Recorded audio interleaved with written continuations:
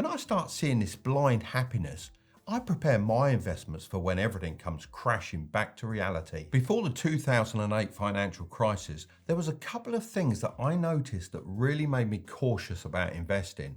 First was the boom in consumer spending. Everyone had money. They were spending thousands and the economy was thriving. A more recent example of this is the NFT craze a couple of years ago.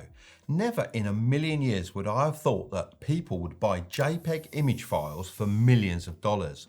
Things like this are a clear sign of too much money in circulation. The second thing I noticed in 2008 was the increase in the number of people buying houses or refinancing.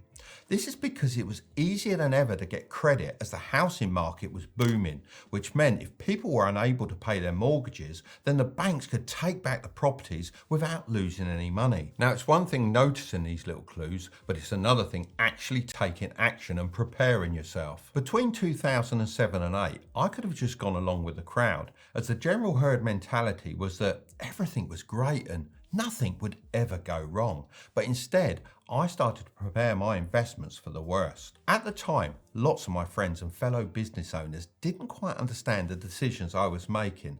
They may have even seen me as a bit of a coward, but from my perspective, I don't think they understood how much risk they were taking. So if your spidey senses start tingling, these are some of the things you can do to prepare yourself for the worst. First, I would evaluate and minimize your risk level wherever possible.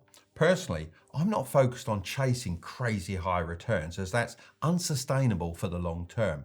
I just want to be making reasonable gains consistently so my money compounds. I always think about the story of the tortoise and the hare. I know it might sound boring, especially coming from a boomer, but slow and steady does win the race. If you're new to investing, there's a high chance you haven't experienced a real market crash. It can be horrifying to see your portfolio completely halving in value and sitting deep in the red for a brief period of time.